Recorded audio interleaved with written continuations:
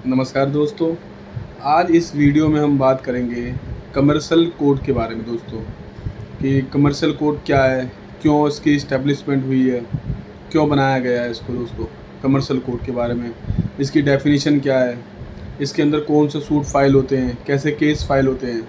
तो दोस्तों आज मैं इसके अंदर ये बात करूँगा कि कमर्शियल कोड के बारे में दोस्तों, कि इसकी डेफिनेशन वगैरह जो भी चीज़ है इसके बारे में ये क्या है दोस्तों।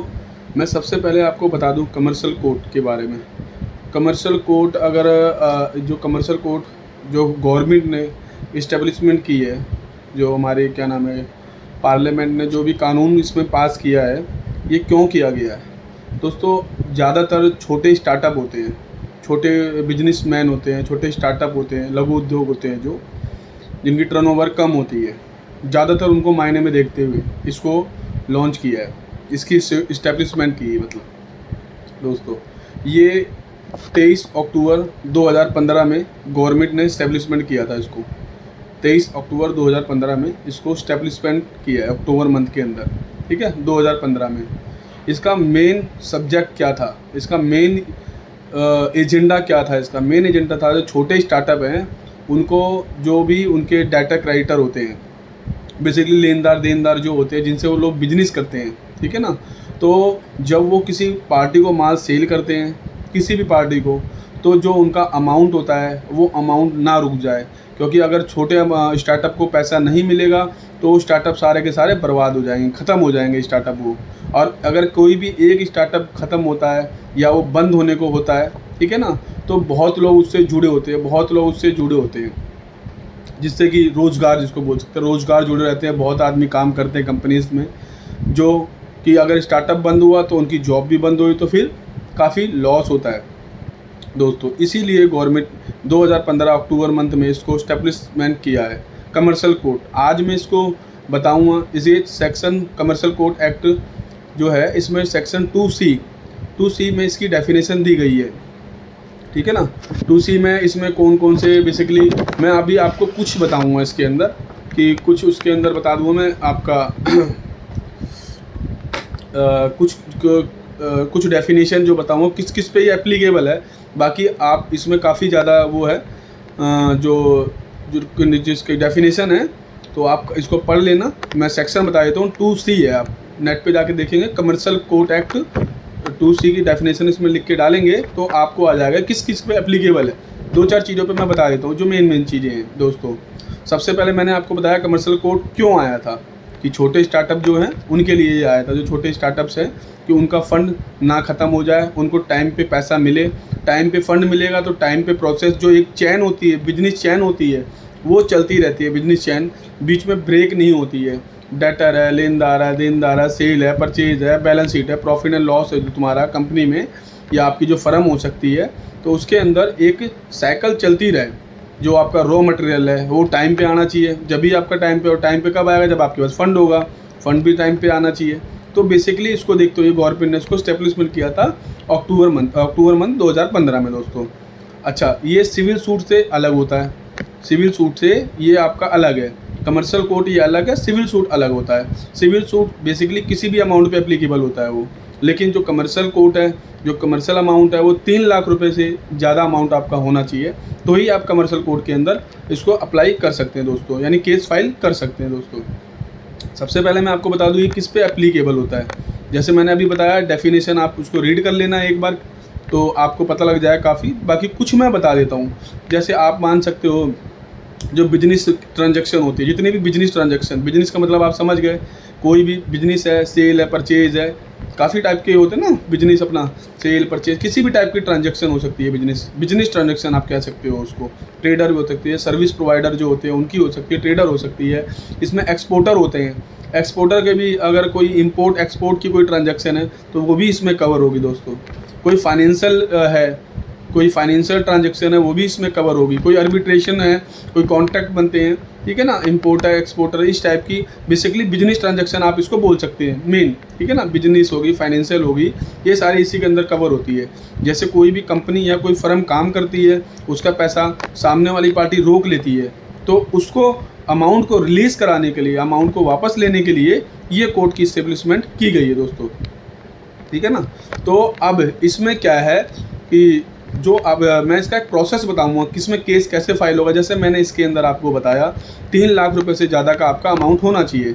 आपका कोई डाटा क्रेडिटर जो भी है, जो भी पैसा ले लेता है, आपका पैसा नहीं देता, 3 लाख से अगर बड़ा अमाउंट है तो आप सीधा उसके अगेंस्ट में कमर्शियल कोर्ट के अंदर केस फाइल कर सकते हैं दोस्तों। लेकिन इसमें इसका केस का जैसे मैंने बताया सिविल केस से बिल्कुल डिफरेंट है। तो इसका मैं आपको एक बार प्रोसेस बता दूंगा कि प्रोसेस किस हिसाब से ये कोर्ट में केस फाइल होगा दोस्तों। जैसे मैंने सबसे पहले बताया कमर्शियल कोर्ट 3 लाख से ऊपर का जैसे केस है सारा का सारा, सिविल सूट से बिल्कुल ये अलग होता है। सबसे पहले जो आपकी अपनी स्टेट की जो लीगल अथॉरिटी है, जो भी लीगल अथॉरिटी आपकी स्टेट की होती है ना, सर्विस लीगल अथॉरिटी होती है, किसी भी डिस्ट्रिक्ट कोर्ट में आप जाएंगे तो एक लीगल अथॉरिटी होती है, उसमें आप जाएंगे तो उसमें एक फॉर्म होता है, उसको फॉर्म को फिल करेंगे। क्योंकि इसमें सबसे पहले ये है प्री मीडिएशन, इसका होना बहुत ज़रूरी है, ये मैंडेटरी है इस केस के अंदर बेसिकली। तो आपको पहले सीधा कोर्ट में केस फाइल नहीं होगा, इसके अंदर पहले लीगल सर्विस अथॉरिटी के पास जाएंगे, ठीक है। वहाँ पर एक फॉर्म होगा, उस फॉर्म को विद फैक्ट, जो भी आपके फैक्ट्स हैं उसको फिल करेंगे, सारे ग्राउंड्स उसमें लिखेंगे, क्या ट्रांजैक्शन थी, क्या था, अगर कोई इनवाइस है तो उसको अटैच करेंगे उसके साथ में, उसकी पूरी डिटेल देंगे। First party and second party का नेम, एड्रेस, प्रॉपर कंपनी है, फर्म है, उसका एड्रेस प्रॉपर आएगा, उस फॉर्म को फिल किया जाएगा, ठीक है ना दोस्तों। वो कोर्ट में एक फॉर्म मिलेगा, उसका कुछ फ़ीस होती है, हर स्टेट की अलग फ़ीस हो सकती है, उसके अंदर कुछ नॉमिनल फ़ीस होती है, वो ज़्यादा फीस हाई नहीं होती, नॉमिनल हो सकती है फ़ीस। वो उस फॉर्म को फिल करके आप दोगे डिपार्टमेंट के थ्रू, यानी जो आप लीगल सर्विस है, ठीक है ना, तो उसके गवर्नमेंट के जो थ्रू जहाँ पे आपका फॉर्म जमा होगा वो डिपार्टमेंट में, ये प्री मीडिएशन है बेसिकली, ये कोर्ट रिलेटेड है सारा का सारा। ऐसा मत सोचना कि मैं केस नहीं फाइल किया, ये सिर्फ कोर्ट से ही है। आपका कोई भी एडवोकेट हो, फैमिली एडवोकेट हो, आप उससे ज़रूर उसके बारे में चर्चा करें, इसके बारे में जानकारी लें। कोई भी आपके बारे में जो भी आपकी ट्रांजैक्शन अगर इधर मतलब कोई क्लाइंट नहीं देता आपकी ट्रांजैक्शन, कोई भी क्लाइंट आपकी पेमेंट नहीं करता है टाइम पे, तो आप अपने एडवोकेट से या अपने सीए से आप इसके बारे में चर्चा कर सकते हैं कि मेरा अमाउंट कैसे निकलेगा। और आप दिए गए थंबनेल पे बात कर सकते हैं, हमारी टीम से भी बात कर सकते हैं, आपका फ़ंड कैसे रिलीज़ कराएं, ठीक है ना दोस्तों, कैसे सूट फाइल करें, केस कैसे फाइल होगा। तो आप थंबनेल पे नंबर है, आप हमसे बात कर सकते हैं, हम आपको पूरी जानकारी दे देंगे, ठीक है ना दोस्तों। तो सबसे पहले मैंने बताया कि ये छोटे स्टार्टअपों के लिए है, ठीक है, 3 लाख से ऊपर इसके अंदर अमाउंट होना चाहिए कमर्शियल कोर्ट के अंदर। तो ये इसका मेन है एजेंडा जो मैंने बताया आपको, जो फंड ना जाए किसी का। तो सब आप अपने स्टेट की लीगल सर्विस अथॉरिटी में जाएंगे, वहाँ से फॉर्म लेंगे, उसको पूरा फैक्ट उसमें फिल करेंगे, सारा का सारा डिटेल उसमें डालेंगे, फर्स्ट पार्टी सेकंड पार्टी का एड्रेस डालेंगे, डिपार्टमेंट उसको नोटिस इशू करेगा सामने वाली पार्टी को, ठीक है ना, जिसने आपका फ़ंड मारा या फ़ंड नहीं दिया आपको, या उसकी देने की इच्छा नहीं है, उसकी नीयत ही ख़राब है, वो नहीं देना चाहता, तो उसको नोटिस इशू करेंगे। फिर डिपार्टमेंट उसकी रिप्लाई का वेट करेगा, ठीक है। अगर रिप्लाई देता है तो बहुत अच्छी बात है, दोनों को टेबल पे बैठा के फर्स्ट पार्टी सेकंड पार्टी को आपस में बात होगी दोनों की। अगर सेटलमेंट हो जाती है तो बहुत अच्छी बात है।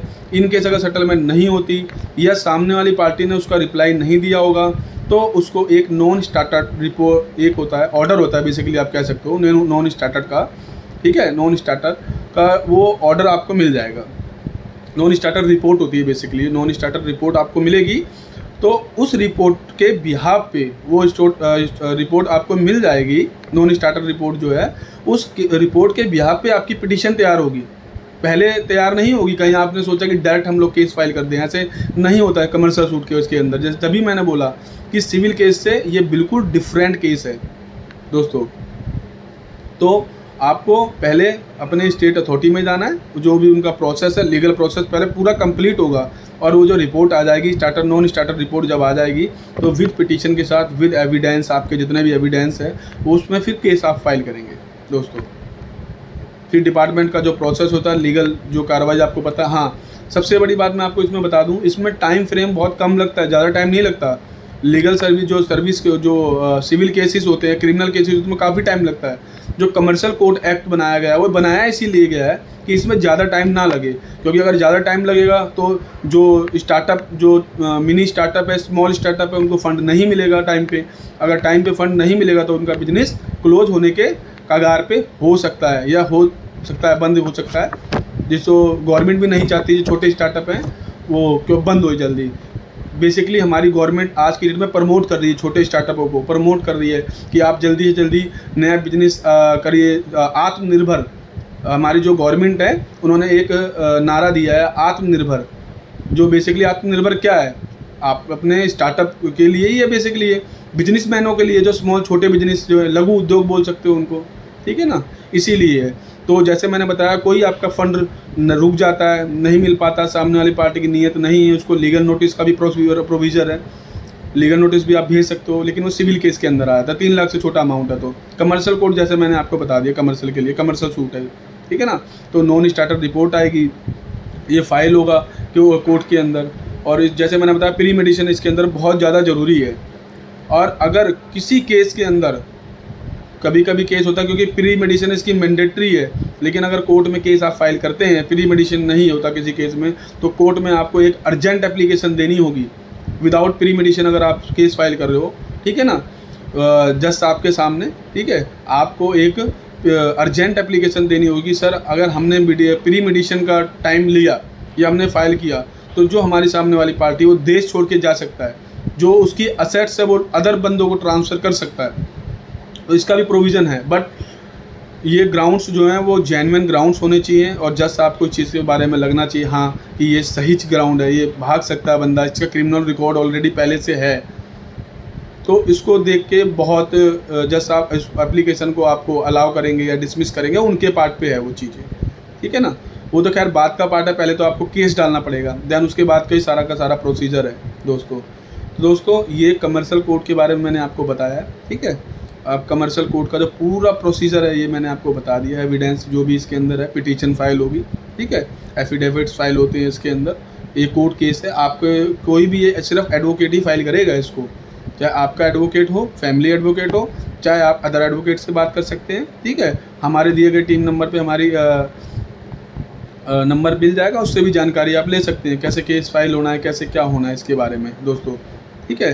तो अगर आपकी रिकवरी से रिलेटेड कोई है या कोई आपका लीगल मैटर है, कोई भी लीगल मैटर है, कॉर्पोरेट का, सिविल का, क्रिमिनल का, हमारे दिए गए नंबर पे आप बात कर सकते हैं दोस्तों। तो मैंने आज आपको कमर्शियल कोड के बारे में बताया, कमर्शियल कोड क्या है, क्यों बनाई गई है, इसके किस पे एप्लीकेबल है। बाकी सेक्शन 2C में आप जाएंगे, बहुत सारी चीज़ों पे एप्लीकेबल है, क्योंकि सारी मैं इस वीडियो के अंदर अगर मैं बताऊंगा तो काफ़ी लंबी हो जाएगी ये वीडियो दोस्तों। जो मेन चीज़ थी, जैसे मैंने बताया, business transaction, financial, importer exporter, service provider, trader कोई हैं, छोटे मोटे बिजनेसमैन हैं, छोटे जो स्मॉल है, स्टार्टअप है, ये उनके लिए बेसिकली बनाई गई है कि उनका फ़ंड जल्दी से रिलीज़ होए और उनके काम की जो चैन है, एक जो साइकिल होती है, बिजनेस साइकिल होती है, ठीक है ना, वो ना रुके, टाइम टू टाइम वो चलती रहे दोस्तों, ठीक है दोस्तों। तो मैंने आप हमारी टीम से, जैसे मैंने बताया अभी पहले भी, कि आप बात कर सकते हैं और पूरी जानकारी ले सकते हैं दोस्तों। प्लीज़ रिक्वेस्ट, आप इस वीडियो को लाइक करें, सब्सक्राइब करें, शेयर करें, क्योंकि हो सकता है किसी पार्टी का, किसी के पास ये वीडियो पहुँचे, उसका फ़ंड फंसा हो 5 लाख 10 लाख, और वो ये वीडियो उसके काम आए, उसका पैसा निकल जाए दोस्तों। तो देन अगेन प्लीज़ रिक्वेस्ट, आप इस वीडियो को लाइक करें, शेयर करें और सब्सक्राइब करें। धन्यवाद दोस्तों।